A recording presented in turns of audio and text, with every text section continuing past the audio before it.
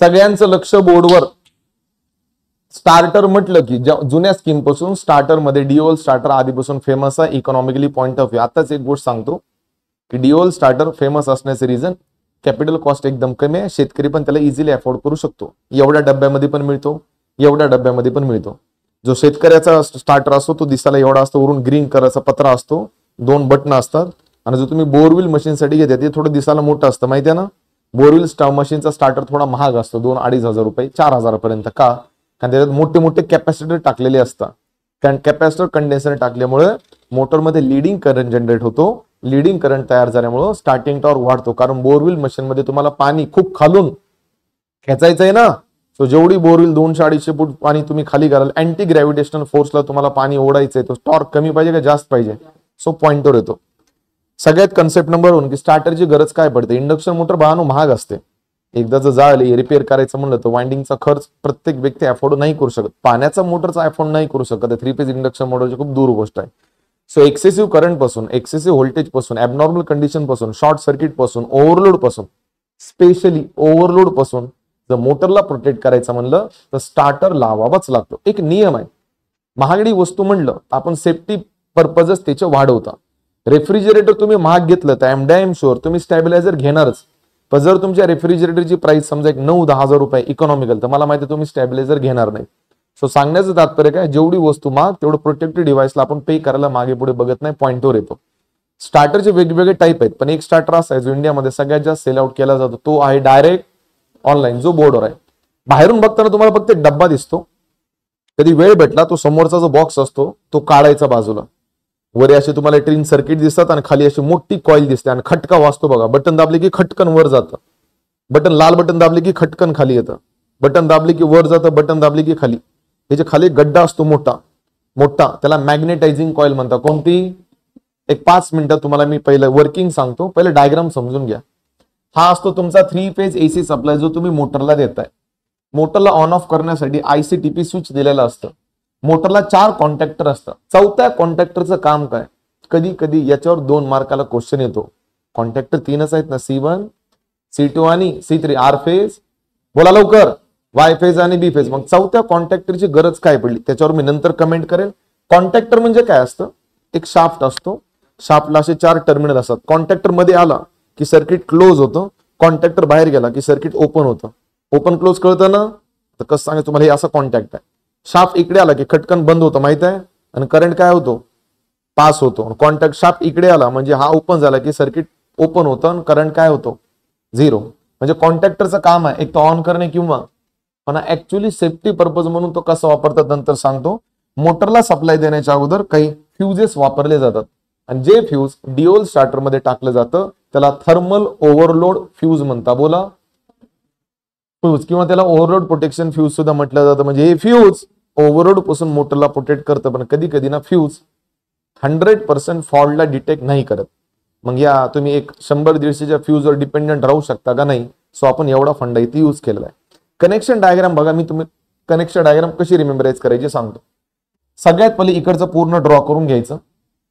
Y phase आणि बी phase मधून 2 terminal बाहेर काढायचे. हा कोणता फेज आहे? बोला लवकर.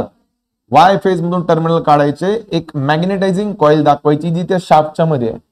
मॅग्नेटायझिंग कॉईल असते आणि शाफ्ट त्याच्या मध्ये असतो. असं शाफ्ट जो असतो तो मेटलचा असतो. मॅग्नेटायझिंग कॉईल वर्किंग नंतर सांगतो, फक्त ऐकून घ्या. मॅग्नेटायझिंग कॉईल आणि शाफ्टची अरेंजमेंट अशी असते. खटका जो येतो ना तो याचा असतो किंवा याचा. खटकाचा मध्ये गेला, शाफ्ट जर मध्ये गेला तर सप्लाय ऑन होतो, बाहेर आला बंद झाला, मध्ये गेला ऑन झाला, बाहेर आला बंद झाला.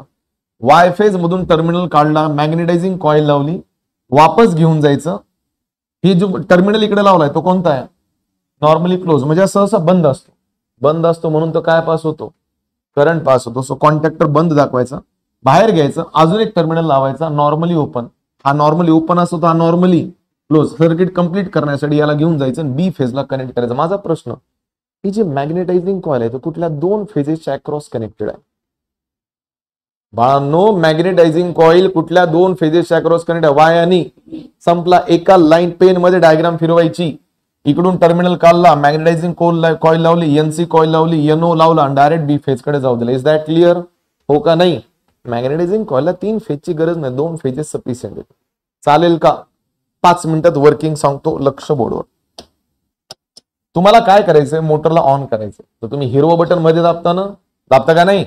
हिरवं बटन जे असतं त्याला स्टार्ट म्हणतात. स्टार्टला नॉर्मली ओपन कॉन्टॅक्ट असं म्हणतात. अरे मोटर बंद आहे ना, म्हणजे कॉन्टॅक्ट तुमचा ओपन आहे. Is that clear? हे बंदच आहे बरं, ह्याला तुम्ही छेडछाड केली नाही. तुम्ही हिरवं बटन दाबलं, म्हणजे प्रेस केलं ना, जसं तुम्ही याला प्रेस करता हा टर्मिनल क्लोज झाला. तुम्ही नीट बघा, सगळं सर्किट कंप्लीट झालं.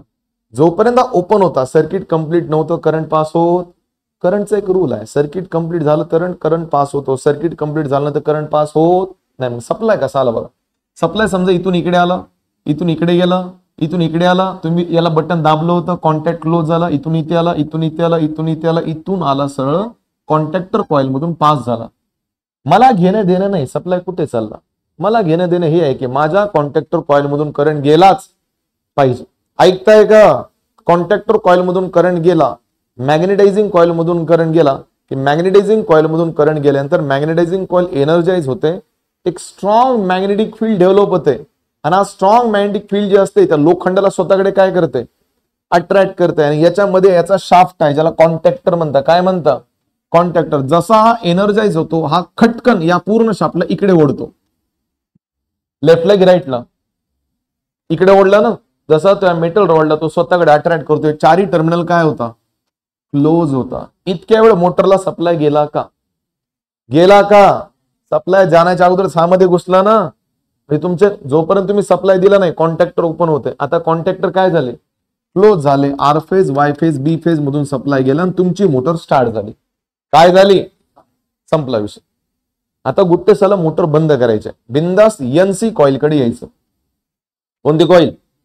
Normally close contact. तुम्हाला मोटर बंद करायचं ना तर स्टॉप नावाचं जे बटन असतं त्याला प्रेस करायचं. प्रेस केलं की हे बटन इकडे जाऊन असं होतं. टर्मिनल चेक करा, ओपन आहेत का क्लोज आहेत? क्लोज आहेत. ओपन क्लोज सांगावं लागेल. आता हे दोन टर्मिनल असे असतात ना, it is close, now it is. तुम्ही बटन दाबले, ओपन झाले ना. ओपन झाले की याच्यातला करंट काय झाला, सर्किट कंप्लीट झाले की इनकम्प्लीट झालं? इनकम्प्लीट झालं. या पूर्ण ब्रांच मधला करंट विदिन अ सेकंड गायब झाला. मग तुम्ही मला काय त्रास आहे तुम्हाला? विदिन अ सेकंड तुम्ही मॅग्नेटायझिंग कॉइल मधला करंट काढून घेतला, मॅग्नेटायझिंग कॉइल मधला करंट झिरो झाला, मॅग्नेटिक फील्ड नल्लिफाय होते. नल्लिफाय होते म्हणजे गायब होते. मॅग्नेटिक फील्ड सुटली की शाफ्ट सुटतो आणि शाफ्ट वापस त्याच जागेवर जाऊन थांबतो आणि चारी कॉन्टॅक्टर ऑटोमॅटिकली ओपन होताना मोटरचा सप्लाय डिस्कनेक्ट होतो आणि मोटर तुमची जागेवर थांबते. समजलं? हे तर फक्त मी स्टार्ट आणि स्टॉप सांगितलं, हे नाही सांगितलं की फॉल्ट झाल्यास नेमकं काय होतं. आता कान ओपन करून ऐका. समजा मी एनसी कॉइलला हात लावलेला, बोलत चला रे, नाही लावलेला, हे नॉर्मली काय क्लोज आहे. तुम्ही काय केलं, गेले आणि मोटरचं स्टार्ट बटन दाबलं, करंट पास झाला, मॅग्नेटायझिंग कॉइल एनर्जाइज झाली. मॅग्नेटायझिंग कॉइल एनर्जाइज झाली की मॅग्नेटिक फील्ड तयार झाली. लोखंडाचा शाफ्ट तिने ओढला, लोखंडाचा शाफ्ट ओढला जातो. लोखंडाचा शाफ्ट आणि मॅग्नेटायझिंग कॉइल या दोघांचं खूप छान कॉम्बिनेशन आहे प्रोटेक्टिव्ह डिव्हाइसेस मध्ये, एसजीपी मध्ये. माहिती आहे ना तुम्हाला, सगळा खेळ या दोघांचा आहे. लोखंडाचा शाफ्ट ओढला, 4 कॉन्टॅक्ट क्लोज झाले, मोटरला सप्लाय गेला. काही तो घोटाळा झाला, मोटर ओव्हरलोड कंडिशनला गेली. आताच सांगतो, ड्युअल स्टार्टर आहे जो फेमस कशासाठी आहे, तो ओव्हरलोड कंडिशनसाठी आहे. कोणता? याचे एक वीक पॉइंट बी सांगून देतो. या टाईपचा starter large size of induction मोटरला सांभाळू शकत नाही. जसं की लिफ्टची मोटर हे स्टार्टर सांभाळू शकत नाहीत. या टाईपचं स्टार्टर फक्त स्मॉल रेटेड 3 फेज इंडक्शन मोटरला वापरले जातात, जे लेथ मशीनला असतं, बोरवेल मशीनला असतं, शेतकऱ्याच्या मोटरला असतं. डोक्यात गेलं? लार्ज मोटरला हा स्टार्टर कधी वापरायचा आपण का वापरायचा नाही? कंटिन्यू खटका पडत राहील.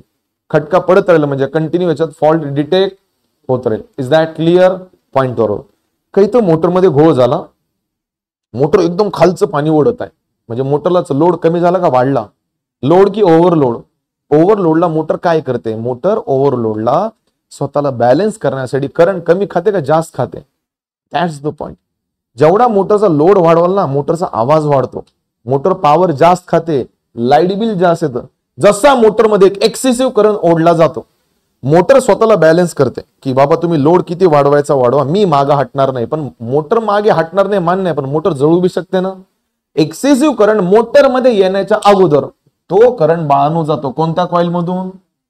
मॅग्नेटायझिंग कॉइलला जसं कळतं की एक्सेसिव्ह करंट आलेला आहे, जी मॅग्नेटायझिंग कॉइल असते ती ऑटोमॅटिक सिग्नल प्रोव्हाइड करते सर्किट ब्रेकरला, कॉन्टॅक्टर ऑटोमॅटिकली ओपन होता आणि मोटर तुमची सप्लाय पासून काय होते डिस्कनेक्ट. तुम्ही जर मला विचारले की सर जसं आपलं एक हार्ट आहे की जे पूर्ण आपल्या बॉडीला हँडल करत आहे, तसं याचं हे हार्ट आहे, त्याला मॅग्नेटायझिंग कॉइल किंवा कोणती कॉइल म्हणता, कॉन्टॅक्टर कॉइल. कॉन्टॅक्टर कॉइल जर एकदा जळाली तुम्हाला ड्युअल स्टार्टर फेकून द्यावं लागतं, दुसरं स्टार्टर आणावं लागतं.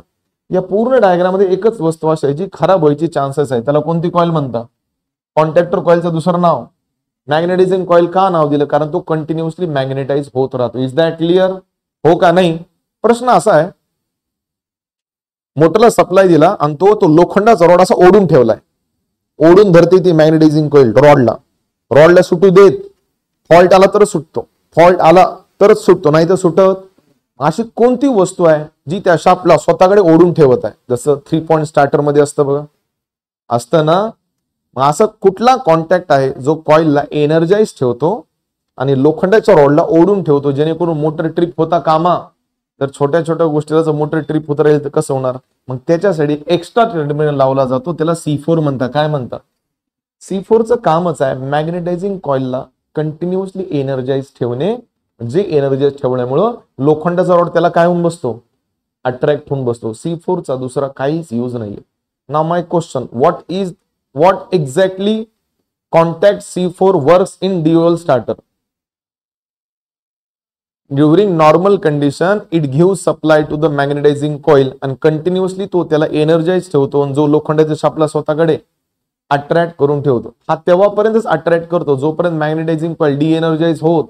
मॅग्नेटायझिंग कॉइल डीएनर्जाइज कधी होते, जेव्हा कुठली कंडिशन येते, ओव्हरलोड, एक्सेसिव्ह करंट आला, ओव्हर व्होल्टेज आला. मी असं म्हणत नाही की तुम्ही डायरेक्ट ऑनलाईन स्टार्टरवर 100% डिपेंडेंट राहू बी नका, कारण एवढा ऍडव्हान्स स्टार्टर मध्ये मोडत नाही. हा मोटरच्या छोट्या मोठ्या चुकांपासून वाचवतो, पण जर मोठा फॉल्ट डिटेक्ट झाला तर ड्युअल स्टार्टर जळून जातो म्हणजे काय जळतं, मॅग्नेटायझिंग कॉइल. डोक्यात गेलं, समजलं.